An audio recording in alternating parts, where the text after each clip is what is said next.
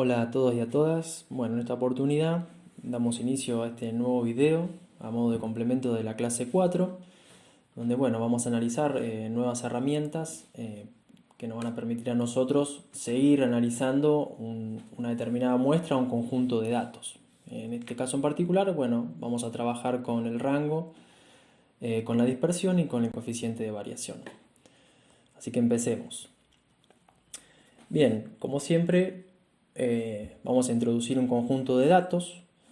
En este caso estoy introduciendo, bueno, una tabla, perdón, que nos muestra información acerca de la cantidad de hectáreas perdidas por deforestación entre el año 2014 y el 2018 en dos provincias, en Chaco y en Formosa.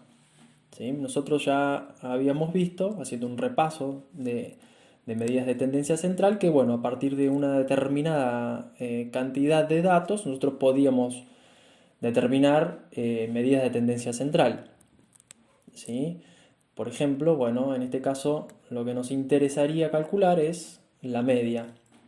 Y encontramos que para el caso de Chaco tenemos que bueno, la cantidad de hectáreas perdidas, el promedio, entre esos 5 años es de un poquito más de 31.000 hectáreas. Eso para que tengan una idea de qué tamaño o qué superficie vendría a estar perdiéndose. Bueno, equivale a un poco más de 2.200 veces el predio de la universidad. Mientras que para Formosa ese promedio da un poco más de 23.000 hectáreas. ¿Sí? Un poquito más de 1.600 veces el predio de la universidad. Eh, Poniendo un poco estos valores en forma gráfica, lo que les muestro acá es, bueno, en puntos rojos son los datos de las hectáreas perdidas en Formosa, en rojo. En violeta y en triángulos están los datos que corresponden a Chaco. Y las cruces, bueno, lo que marqué ahí son los promedios que comentábamos antes. Eh, con lo cual, bueno, uno se podría preguntar cuál de los dos valores de la media representa mejor a su conjunto. Fíjense que en el caso de Formosa los datos están más bien agrupados cerca de la media, mientras que para el caso de Chaco están un poco más alejados. ¿Sí? Eh, Podemos estimar, o mejor dicho, calcular, si se quiere, el rango que ocupan esos datos, haciendo simplemente la resta entre el mayor número de uno de los datos de la muestra, por ejemplo este que está acá, de Chaco, el valor más grande, menos el valor más pequeño. Y eso nos va a dar una idea del rango, ¿sí? Que estaría cubriendo, digamos, ese conjunto de datos. Y bueno, se puede ver claramente este gráfico a esta escala que bueno, el rango correspondiente a los datos de Formosa es más chico que el rango correspondiente a los datos de Chaco, pero sin embargo, digamos, esa pregunta sigue ahí como pendiente, ¿no? Es si este valor de la media o del promedio termina siendo al final significativa o representativa de todo el conjunto de la muestra de datos. Entonces para eso hay que invocar a otras medidas. Una de ellas es el rango, como recién analizamos, ¿sí? Otra de ellas va a ser la dispersión, que la vamos a denotar con la letra S. Y otra medida va a ser el coeficiente de variación, ¿sí? Denotado bueno, con CB. Entonces, dado que el rango ya lo analizamos, es muy sencillo, es simplemente hacer la resta entre el máximo valor y el mínimo valor, entramos a lo que sería la dispersión o el desvío estándar. Habíamos dicho que bueno, la vamos a denotar con la letra S y bueno, lo que les presento aquí es la fórmula, ¿sí?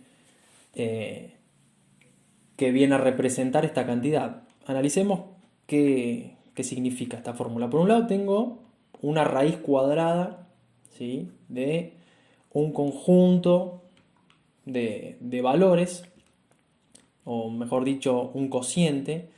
En el numerador, ¿sí? En la parte de arriba vamos a tener una sumatoria, ¿sí? Ese símbolo que está ahí, ese sigma, representa una sumatoria eh, con un i desde igual 1 hasta n, ¿sí? Un n mayúscula que vendría a ser el número total de valores que nosotros tenemos. La sumatoria de x sub i menos a todo al cuadrado.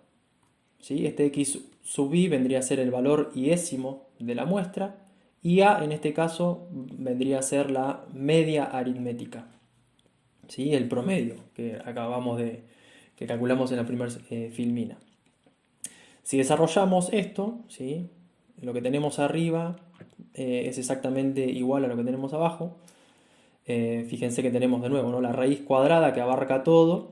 En el numerador tenemos, bueno, vamos a tener el primer valor de la muestra, x sub 1 menos a al cuadrado, más el segundo valor, x sub 2 menos a al cuadrado, y así sumando hasta el último valor de nuestra muestra, que lo vamos a llamar x sub n menos a al cuadrado. Todo eso dividido n y esa división o ese cociente la raíz cuadrada. Eso me daría el valor de esta dispersión o desvío estándar, que para alejarnos un poco de toda esta formalidad matemática, este valor nos va a dar una noción de cuán separados van a estar los datos respecto a la media.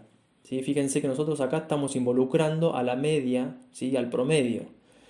Por lo tanto, lo que vamos a tener acá, este valor, digamos, nos va a decir si el conjunto de los datos va a estar, digamos, más bien juntos, ¿sí? O cercanos a la media, o más bien separados. Vamos a poner un ejemplo para hacerlo todavía un poco más claro. Analicemos el caso de Chaco. Tenemos ahí, bueno, la expresión como para no perderla de vista. A cada uno de los datos, bueno, yo lo llamo al primero de 19.350, lo llamo x1, y bueno, al x5 es el 39.774. Esos serían los valores que irían acompañando a cada valor de x sub i. El valor de la media ya lo habíamos calculado, y en nuestro caso el n, que vendría a ser el número total de datos, es igual a 5. Haciendo las cuentas, a mí me dio que la dispersión es 9.443. Eso chequéenlo, hagan las cuentas para corroborar si esto está bien, si coincide. Y bueno, para Formosa me dio un poco menor, ¿sí? Esto lo que nos está diciendo, que ya un poco lo habíamos visto en el gráfico, en el primer gráfico, que los valores correspondientes a Formosa están más bien agrupados, ¿sí? Cerca de la media, que los datos que corresponden a Chaco.